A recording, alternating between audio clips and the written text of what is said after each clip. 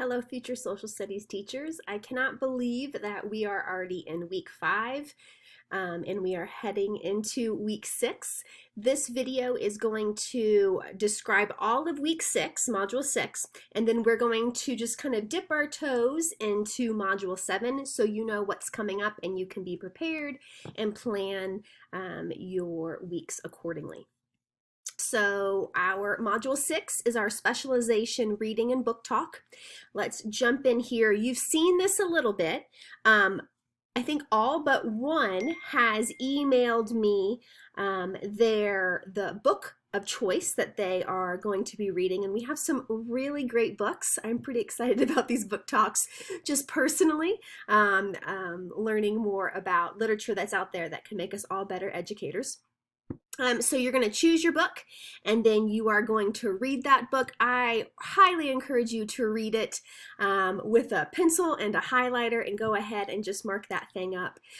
Here are some suggestions of what book talks can be like. This is how to do a book talk, and this is another short video that shows you some key points about a book talk if you're unfamiliar with this.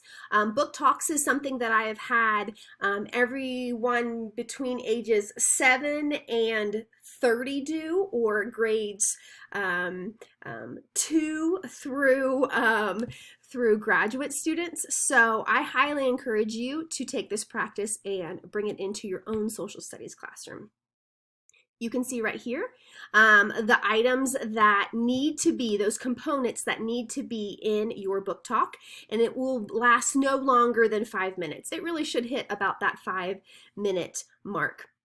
You're going to post a link, and the link will come from Google Drive or YouTube. YouTube probably has easier sharing capabilities, but whatever you're most comfortable with, you're going to turn in that link on Wednesday of week 6, and this will give us time for your peers to go ahead, ask you questions about your book talk, and then for you to respond by Sunday night.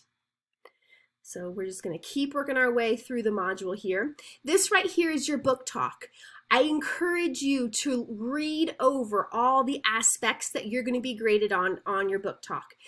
Just the main things: video production, the length and detail of the content you give us, and the reasoning and rating of why you chose this book, what you rated it, and why it got that score. I'm going to go, instead of hitting that next button, I want you to see what it looks like here, okay? So that was the rubric. This is where you are going to submit. Again, here is all the information for it. You are going to submit it simply like a post, because this is how your peers are going to be able to access this. Here's my book talk over the book, blah, blah, blah, blah, blah. Here's the link. That's all you need to do, okay? And then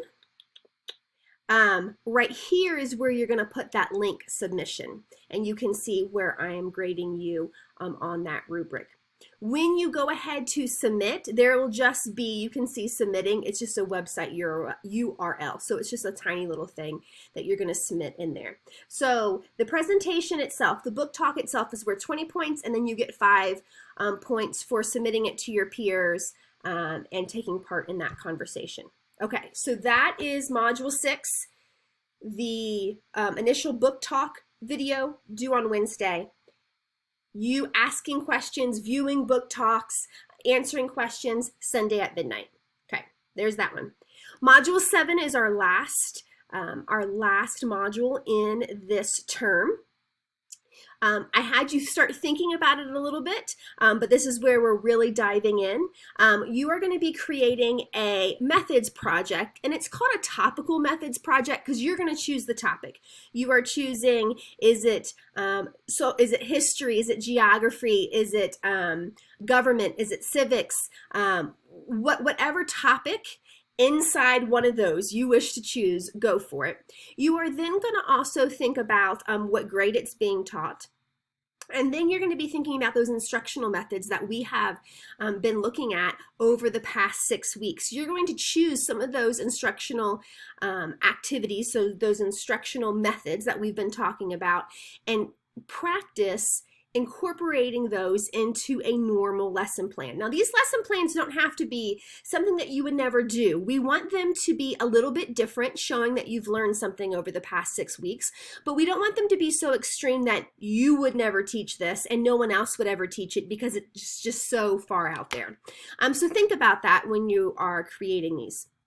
So you are going to actually have everything is due again on the Wednesday of week 7, module 7. And then there are some discussion posts that happen and that are due on Sunday. And then that is the end of the semester.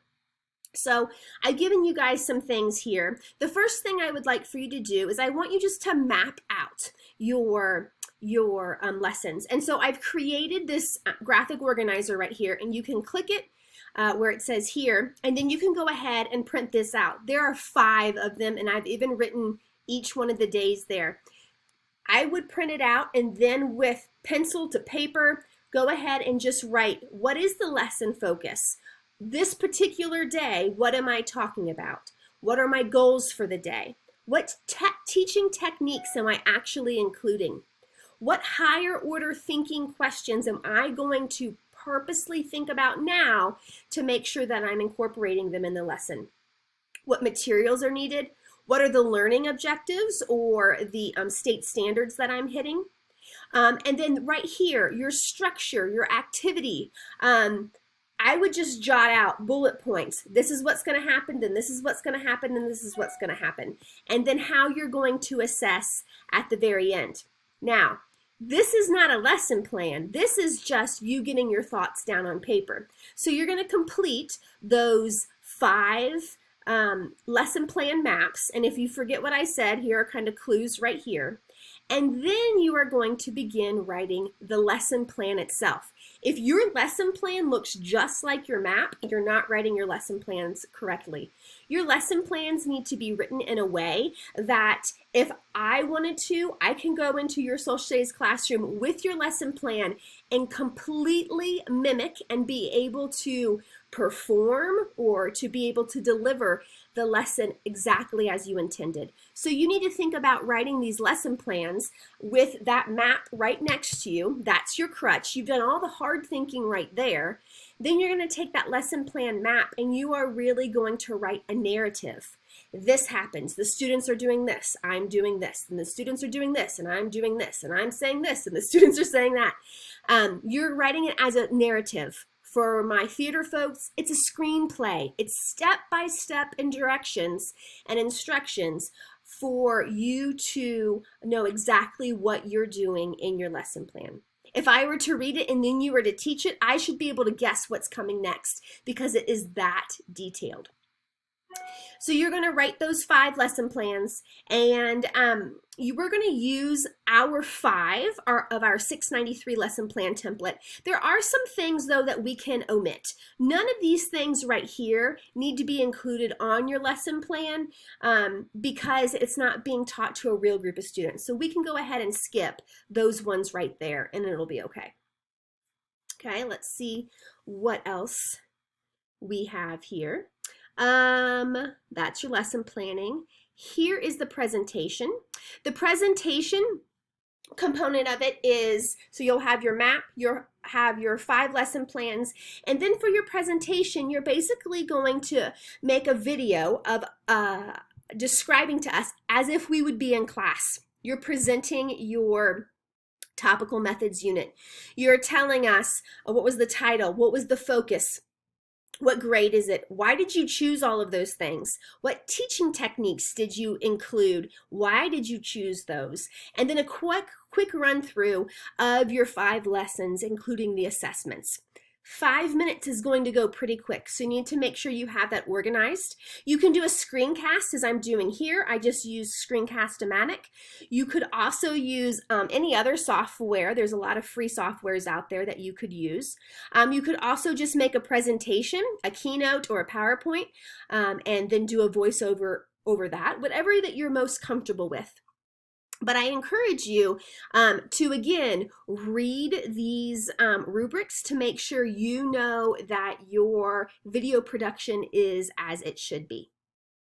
So that will get you started on your topical methods project. Next week, I will also include a rubric for the lesson plans themselves, because I want you to make sure that you are writing something that you know will earn that top mark, that you know is written exactly as it should be. So you know exactly what to do for your book talk, and then you also can get a good jump start on your topical methods project, which is your final.